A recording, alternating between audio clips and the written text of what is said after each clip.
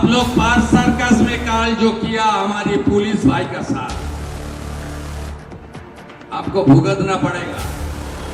আমার থেকে খারাপ কোনো পুলিশ মন্ত্রী হবে না। হ্যাঁ ঠিকই তো, এর থেকে খারাপ পুলিশ মন্ত্রী হয়তো বাংলা দীর্ঘ 15 বছরে দেখেনি, যেখানে 9 দিনের পুলিশ মন্ত্রী হয়ে 27,000-এর উপর বেআইনি পার্কিং ধরেছে, যেখানে হেলমেট ও আইন ভাঙার অপরাধে প্রায় 16,000-এর উপর বাইককে প্রসিকিউশন করা হয়েছে এবং একটা বাইকে ট্রিপল রাইডিং মানে 3 জন চাপার প্রায় 2,738টি মামলা দেওয়া হয়েছে। এতদিন শাসকের আইন চলছিল, এখন আইনের শাসনের ঘোষণা করেছে। এছাড়াও কেউ যদি পুলিশের গায়ে হাত তুলে বা তাদের উপর ইট পাথর ছোড়ে তাকে তার যে অবস্থা কি করবে তার মানে কঠোর থেকে কঠোরতম শাস্তি দেবে মাননীয় মুখ্যমন্ত্রী ও পুলিশ মন্ত্রী শুভেন্দু অধিকারী। पुलिस के ऊपर पत्थरबाजी करेगा तो सबक सिखाने काम भारतीय जनता पार्टी का सरकार करेगा। তাই সত্যি বলুন তো, দীর্ঘ 15 বছরে এতটা খারাপ পুলিশ মন্ত্রী আপনার কি কখনো দেখেছেন, যেখানে পুলিশ মন্ত্রী নিজে ঘটনাস্থলে গেছে এবং সেই পুলিশ অফিসার পুলিশ কর্মীদেরকে তাদেরকে সাহস যোগাচ্ছে, তাদের মোটিভেট করছে যে তোমরা আপনারা আপনাদের কাজ করুন, তারপরে কি হবে না হবে সেটা আমি দেখে নেব। বরং আগেকার প্রাক্তন পুলিশ মন্ত্রী মাননীয় মমতা ব্যানার্জি তিনি তো কখনো যেতেন না, বরং যেসব আন্দোলনকারী দল তাদেরকেই তিনি মদত যোগাতেন, তাদেরকেই তিনি উৎসাহ দিতেন। আপনারা বেলডাঙ্গার ঘটনায় দেখুন না। দেখুন বেলডাঙ্গা আপনারা জানেন কাদের কাদের প্ররোচনা আছে, আমি আর নতুন করে বলতে চাই না। ফ্রাইডে জুম্মাবার পবিত্রবার সংখ্যালঘুদের ক্ষোভটা স্বাভাবিক, আমিও এর জন্য ক্ষুব্ধ। একটা কথাই আমি বলে গেলাম, এটা জিরো টলারেন্স। আর পার্থ সার্কাস সহ যেখানে যেখানে বিগত দিনে এই ধরনের ঘটনা ঘটিয়েছেন আপনারাও কান খুলে শুনে রাখুন, এটা আপনাদের শেষ ঘটনা। এরপরে আর কোনো এই ধরনের অ্যাকশান আমরা করতে দেব না। যদি করেন আমার থেকে খারাপ কোনো পুলিশ মন্ত্রী হবে না। ডিফারেন্সটা বুঝতে পারছেন তো? নমস্কার, আমি নয়ন। আজকের ভিডিওতে আমরা আলোচনা করব পার্থ সার্কাসে ঠিক কী ঘটেছিল, কেন মাননীয় মুখ্যমন্ত্রী তথা পুলিশ মন্ত্রী শুভেন্দু অধিকারীকে সেখানে ছুটে যেতে হলো। এছাড়াও আজকের যে দ্বিতীয় ক্যাবিনেট বৈঠকে সেখানে কি কি বিষয়ে আলোচনা হলো, কি কি সিদ্ধান্ত নেওয়া হলো, আর দীর্ঘ 15 বছরের দুর্নীতি ও কাটমানি ও নারীদের উপর অত্যাচারকে তিনি কিভাবে তদন্ত করবেন মাননীয় মুখ্যমন্ত্রী শুভেন্দু অধিকারী, তো সেই সব কিছু নিয়েই আজকের ভিডিওতে আলোচনা করব। তো চলুন শুরু করি আজকের এই ভিডিও। আপনাদের কাছে অনুরোধ ভিডিওটা শেষ পর্যন্ত দেখার জন্য, কারণ ভিডিও শেষ পার্টে আমি এমন কিছু তথ্য তুলে ধরেছি, এমন কিছু সত্য তুলে ধরেছি যা শুনে আপনারও চোখ কপালে উঠে যাবে। তো চলুন শুরু করি পার্থ সার্কাসের ঘটনা দিয়ে। আপনারা এখন মোবাইল ফোনে কম বেশি দেখে থাকবেন মাননীয় মুখ্যমন্ত্রী শুভেন্দু অধিকারীর নেতৃত্বে পশ্চিমবঙ্গে অবৈধ নির্মাণের উপর কীভাবে বুলডোজার চালিয়ে সেগুলি ভেঙে ফেলা হচ্ছে।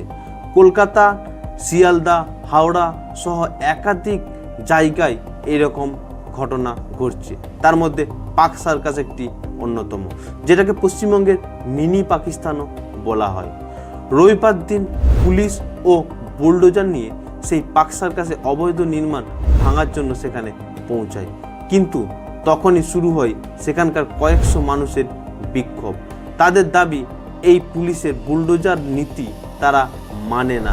এছাড়া 9 মে মাননীয় মুখ্যমন্ত্রী শুভেন্দু অধিকারীর মুখ্যমন্ত্রী পদে শপথ গ্রহণের পর যে মুসলিমদের ওপর কিছু আইন কানুন নিয়ে আসে, যেমন রাস্তায় নামাজ পড়া যাবে না, এছাড়াও ধর্মীয় প্রতিষ্ঠানে যেসব সাউন্ড সিস্টেমগুলি ছিল যেগুলি 65 ডেসিবেলের উপরে শব্দ দূষণ করত সেগুলিকে বন্ধ করতে হবে এবং প্রকাশ্যে গোমাতার হত্যা করা যাবে না।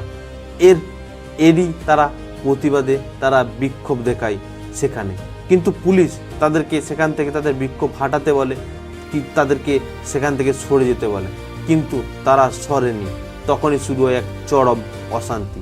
তারা বিক্ষোভকারীরা এটা ভুলে যায় যে এটা তৃণমূলের জামানা নয় যে তারা যা খুশি করতে পারে তাদেরকে সাপোর্ট করবে। তারপরে পুলিশের লাঠিচার্জ শুরু হয়। অন্যদিকে পুলিশরা জানায় প্রথমে তর্কাতর্কি শুরু হয়, তারপরে অভিযোগকারীরা তাদের উপর ইট পাথর মারতে শুরু করে এবং কেন্দ্রীয় বাহিনীর গাড়ি ভেঙে দেয়। তারপরে সেখানে অতিরিক্ত পুলিশ ও কেন্দ্রীয় বাহিনী নামিয়ে সেখানের পরিস্থিতি কন্ট্রোলে আনা হয়। এবার এই যে অবৈধ নির্মাণগুলি ভাঙার ক্ষেত্রে পশ্চিমবঙ্গের জনতার মত দ্বিমুখ। কেউ বলছে এগুলি ঠিক করছে, কারণ এই অবৈধ নির্মাণের ফলে রাস্তায় যান চলাচলের অসুবিধা হতো, মানুষের যাতায়াতের অসুবিধা হতো। আবার কেউ কেউ বলছে যে সেখানকার মানুষরা করে খাচ্ছিল সেই হকারগুলো, হ্যাঁ, এবং তাদের যে এভাবে ভেঙে দিচ্ছে তার ফলে তাদের পেটে লাথি মারা হচ্ছে, তারা না খেতে পেয়ে মারা যাবে। এই নিয়ে আপনার কি মতামত আপনি সেটি কমেন্টে জানান। এই ঘটনায় পুলিশের ভূমিকার প্রশংসা করেছেন মাননীয় মুখ্যমন্ত্রী শুভেন্দু অধিকারী। এছাড়াও তিনি যে ঘটনার পরের দিন সোমবার দিন দুপুরে তিনি সেই পার্ক সার্কাসে চলে আসেন। সেখানে যেসব পুলিশ কর্মীরা, পুলিশ বন্ধুরা তাদের জখম হয়েছেন ইট পাথরের আঘাতে, এবং সেখানে ডিসি ও অফিসারদের সাথে তিনি বৈঠক করেন কয়েক ঘন্টা। তারপরে তিনি সে বৈঠক সেরে বাইরে বেরিয়ে এসে তিনি মন্তব্য করেন যে বিক্ষোভ থেকে পুলিশের উপর হামলা কোনোভাবেই মেনে নেবে না এই বিজেপি সরকার। এই বিজেপি সরকারের আমলে এই প্রথম পুলিশের গায়ে হাত তোলা হলো, এবং এটাই যেন শেষবার হয়। এরপরে যদি কখনো এরকম ঘটনা শোনেন বা কেউ যদি এরকম ঘটনা করে থাকেন, তাকে কঠোর থেকে কঠোরতম শাস্তি দেওয়া হবে আইনি পদক্ষেপ গ্রহণ করে। দীর্ঘ 15 বছরে পুলিশ প্রশাসনের সিস্টেম যে কার্যত জং ধরে গেছে সেটা আর বলার অপেক্ষা রাখে না। তাই সেই জং ধরা পুলিশ প্রশাসনকে ধার করতে, তাদের মেজে মসৃণ করতে মাননীয় মুখ্যমন্ত্রী শুভেন্দু অধিকারী তিনি এই পুলিশ প্রশাসনকে ফ্রি হ্যান্ড শাসন দিচ্ছে এবং জিরো টলারেন্সের নীতি মানার জন্য বলা হচ্ছে। এই বিজেপি সরকারের নীতি একটাই, বাংলায় থাকতে হলে আইন শৃঙ্খলাকে মানতে হবে, কায়দাতে থাকবে তো ফায়দাতে থাকবে। 9 মে মাননীয় মুখ্যমন্ত্রী শুভেন্দু অধিকারী শপথ গ্রহণের পর আজকে দ্বিতীয় দফার ক্যাবিনেট মন্ত্রিসভায় বৈঠক হলো, এবং সেই বৈঠক থেকে, সেই মিটিং থেকে কিছু গুরুত্বপূর্ণ আউটকাম বেরিয়ে আসছে, যার মধ্যে 1 নাম্বার অন্নপূর্ণা ভাণ্ডার যে মানুষকে দেওয়া হবে বলেছে, সেখানে লক্ষ্মী ভাণ্ডার যারা পেতেন তারা ঠিকই অন্নপূর্ণা ভাণ্ডার পাবেন। লক্ষ্মী ভাণ্ডারের সেই নামগুলি অন্নপূর্ণা ভাণ্ডার প্রকল্পে জাস্ট ট্রান্সফার হয়ে যাবে।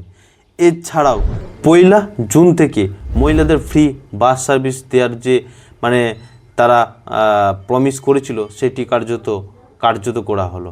এছাড়াও 7ম পে কমিশনের একটি টিম গঠন করা হবে বলে তিনি জানিয়েছেন। এছাড়াও যেসব ধর্মীয় শ্রেণীবিন্যাস ভিত্তিক যেসব ভাতা দেওয়া হতো, যেমন পুরোহিত ভাতা, ইমাম ভাতা, এগুলি সমস্ত কিছু বন্ধ করে দেওয়া হলো।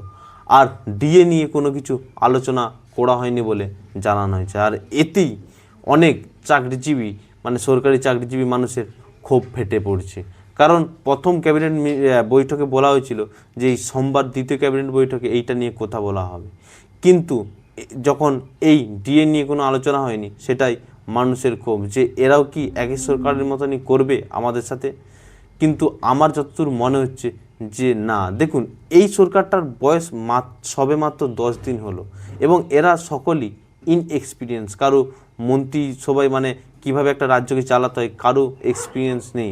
তাই আবার এছাড়াও এখন পূর্ণ ক্যাবিনেট মন্ত্রিসভা গঠনও হয়নি। হ্যাঁ, এখনও ফলতাতে ভোট আছে, সেখানে ভোট হয়ে যাওয়ার পর যখন পূর্ণ মন্ত্রিসভা গঠন হবে, যখন বাজেট হবে, তারপরে সমস্ত কিছু আপনারা বুঝতে পারবেন। তো আমার মনে হয় এরা একই সরকারের মতন করবে না যে আপনারা ডিএ নিয়ে ঘেউ ঘেউ করবেন।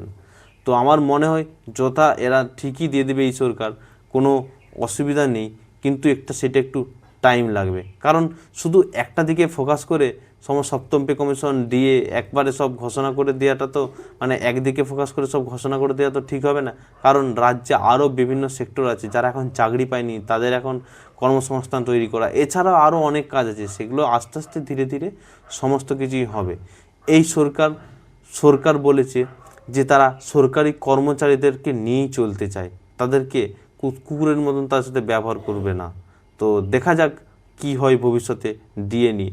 তো সেই আপডেট যদি আপনারা জানতে চান তো চ্যানেলটা সাবস্ক্রাইব করে রাখবেন, কারণ এই চ্যানেলে সমস্ত কিছু নোটিফিকেশান আপনারা পেয়ে যাবেন, আর বন্ধুদের সাথে শেয়ার করে দেবেন।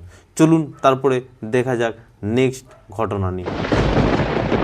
প্রাতিষ্ঠানিক দুর্নীতি ও নারী নির্যাতনের অভিযোগগুলিকে খতিয়ে দেখতে দুটি তদন্ত কমিশন গঠন করেছেন মাননীয় মুখ্যমন্ত্রী শুভেন্দু অধিকারী মহাশয়। এই প্রাতিষ্ঠানিক দুর্নীতি, এই সমস্ত অভিযোগগুলিকে খতিয়ে দেখবে যে কমিশন গঠন করা হয়েছে তার নেতৃত্ব করবেন মাননীয় অবসরপ্রাপ্ত বিচারপতি বিশ্বজিৎ বসু, এবং এই কমিশনের সদস্য সচিব থাকবেন পশ্চিমবঙ্গের সিনিয়র IPS অফিসার কে জয়রামন, যিনি বর্তমানে ADGর উত্তরবঙ্গে পদে রয়েছে।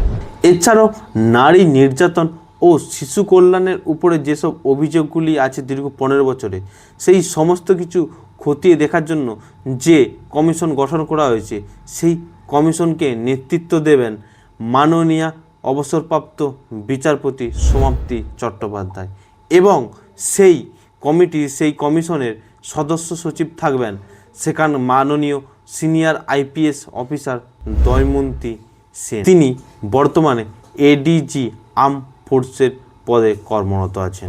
দীর্ঘ 15 বছর ধরে যে প্রাতিষ্ঠানিক দুর্নীতি হয়েছে, রাজ্য ও কেন্দ্র সরকারের যে সমস্ত প্রকল্পগুলি থেকে যেগুলো স্ক্যাম হয়েছে, এবং সরকারি ও কেন্দ্র সরকার ও রাজ্য সরকারের তহবিল থেকে যে পরিমাণ টাকার স্ক্যাম হয়েছে সে সমস্ত কিছু খতিয়ে দেখবে, এবং এগুলি সেখানকার অঞ্চল এবং কাউন্সিলর ও সরকারি অফিসার ও দালালদের বিরুদ্ধে যেসব অভিযোগ আছে সেই সমস্ত কিছু খতিয়ে দেখবে এবং সেগুলিকে তার বিরুদ্ধে অ্যাকশন নেওয়া হবে।